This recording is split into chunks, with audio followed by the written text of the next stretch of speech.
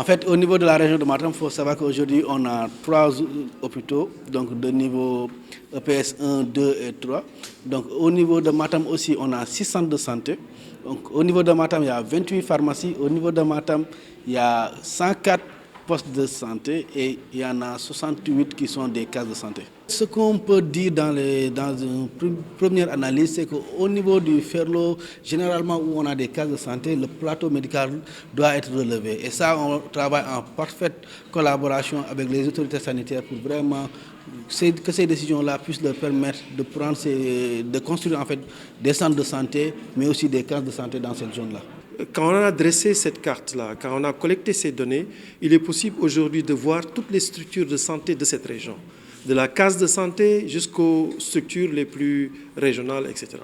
Donc c'est ça qui permet, et ceci tenant compte de la présence des villages, des pistes, des routes d'accès et d'autres infrastructures, qui permet aujourd'hui de voir comment les populations accèdent à ces structures, quels services ces structures donnent, et quel est l'éloignement de ces populations-là. Donc pour comprendre un peu mieux comment ces populations sont servies par rapport à ces besoins spécifiques.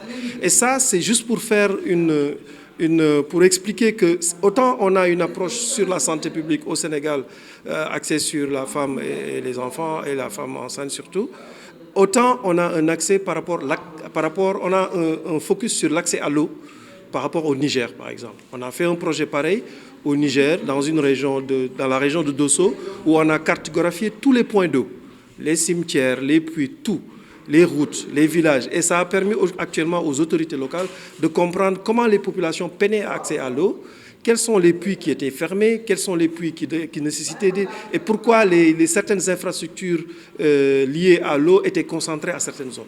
Donc cette analyse aujourd'hui permet aux autorités nigériennes de savoir où aller. Et c'est cette même approche qui est utilisée pour un problème de changement climatique au Libéria, où on a parlé des inondations, qui peuvent être répliquées au Sénégal ou ailleurs, parce qu'on connaît le niveau de ces problématiques durant l'hivernage au Sénégal et dans d'autres villes de la sous-région. De même, on a fait un projet sur les villes durables.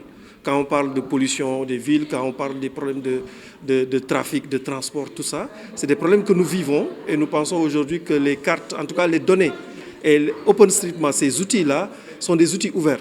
Et ce qui est méconnu la plupart du temps par le grand public, c'est que les grandes institutions, on parle de Médecins sans frontières, on parle des grandes compagnies de tech comme Google, comme Meta. Quand on parle de Meta, on parle de Facebook et de WhatsApp.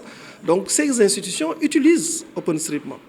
Ils puisent sur la base de données OpenStreetMap pour offrir les services. Donc pour vous montrer que ce n'est pas quelque chose qui doit être laissé en rade, mais les journalistes, en tout cas toute personne qui est soucieuse de développer son activité peut aujourd'hui s'inspirer de OpenStreetMap. Uber utilise OpenStreetMap.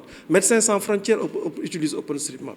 Récemment, quand il y a eu le tremblement de terre en Turquie et en Syrie, pour venir en aide aux sinistrés, il faut savoir où se trouvent les édifices, où se trouvent les bâtiments, où se trouvent les routes. Parce que tout est rasé à cause du tremblement de terre. Et ça, il a fallu qu'il y ait des contributeurs, des volontaires qui travaillent sur OpenStreetMap, qui ont dressé ces cartes, montré où se trouvaient ces édifices pour que les secoureurs puissent venir en aide aux populations.